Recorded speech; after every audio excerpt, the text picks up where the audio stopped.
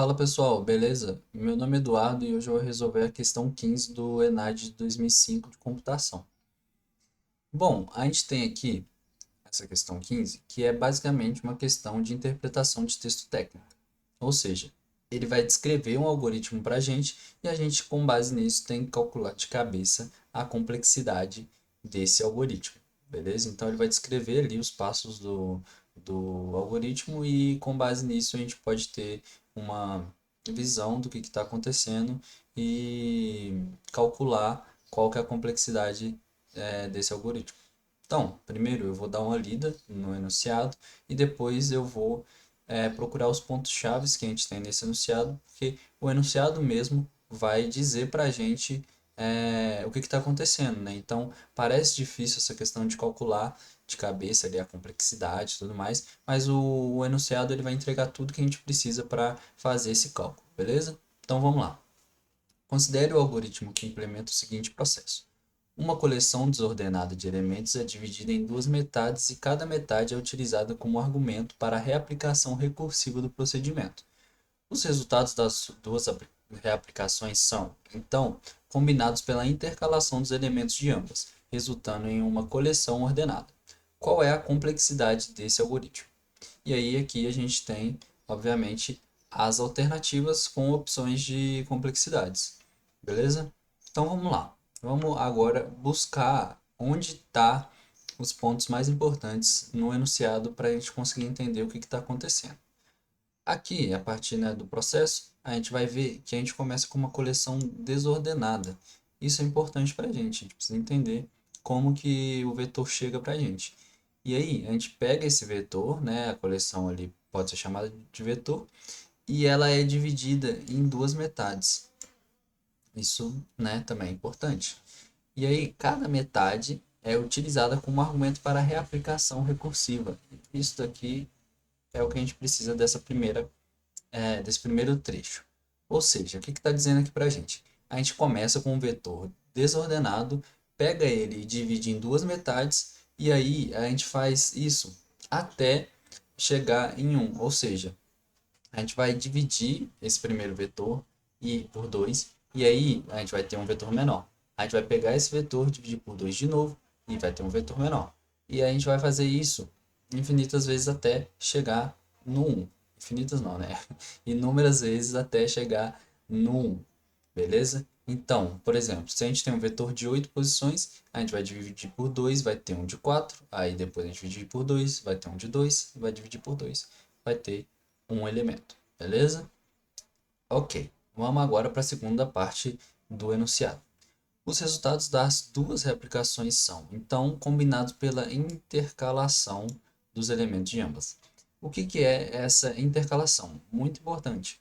Ela é basicamente o processo de juntar, intercalar os elementos que resultaram dessa divisão, desse primeiro processo que a gente fez aqui em cima. Então, a gente dividiu até ter separadinho os elementos e agora a gente quer intercalar. E aí, a gente sabe que intercalando, né, fazendo essa intercalação, o resultado é uma coleção ordenada, ou seja, a gente vai pegar o resultado dessas divisões e intercalar de forma ordenada já, para a gente resultar numa coleção inteira ordenada, beleza? Tudo que a gente precisa do enunciado é isso daqui. Agora vamos para uma forma ilustrativa para a gente entender melhor, beleza? Aqui a gente tem um vetor de 7 posições, ou seja, começa no zero e vai até o 6. Aí, beleza. O que o enunciado fala para a gente? Que o primeiro procedimento é dividir isso na metade, ou seja, a metade desse vetor de 7 posições é aqui no 3, né? Porque a gente tem 7 posições, a gente poderia dividir por 2, daria 3,5 como é um inteiro. A gente pega o índice 3 ou então a gente faz 0 mais 6 divide por 2 e a gente tem também o índice 3, beleza? Então tá. Agora a gente tem essa divisão de duas metades e aí a gente vai mandar uma metade para cá. E aí, como eu disse, é uma reaplicação recursiva.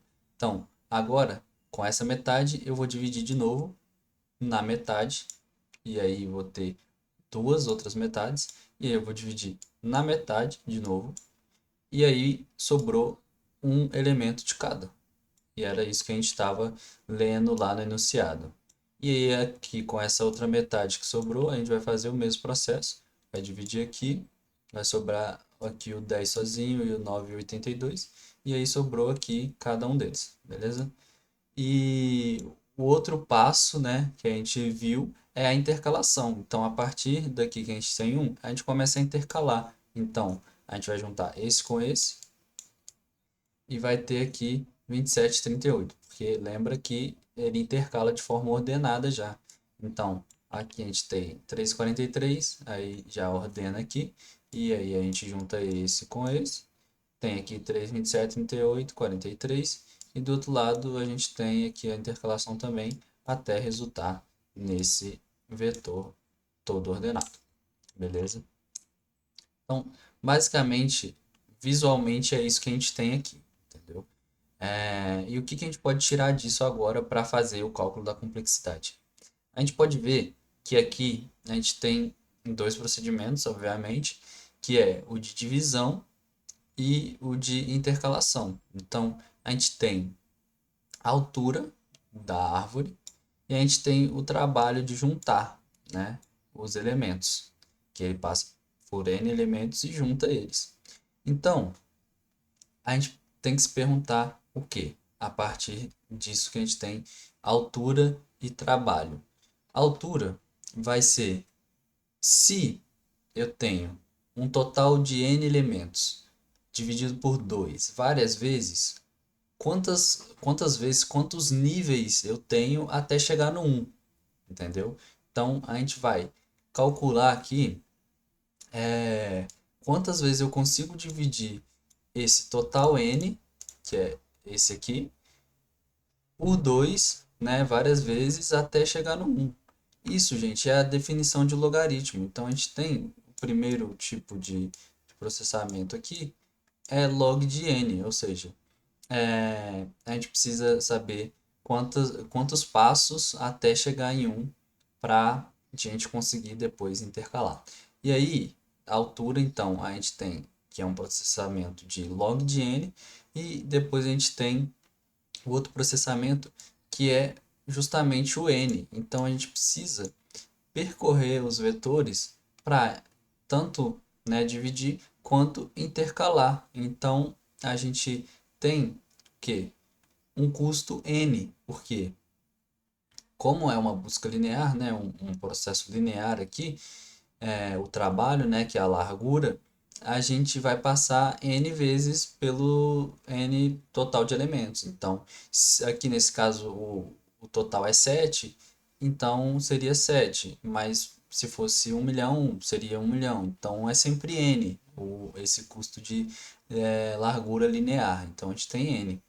Sabendo disso, é um pouco lógico agora, a gente precisa usar a lógica, então a gente vai entender que é basicamente um processo de é, níveis e trabalhos lineares, né? Então a gente vai precisa saber que essas vezes, esses passos de log de n vão ser multiplicados pelo n. Então a gente tem aqui que o total é a altura alt vezes o trabalho, que é a largura. Então, a gente pode até colocar nessa notação aqui de que é n vezes log de n. E aqui a gente já tem a resposta da questão.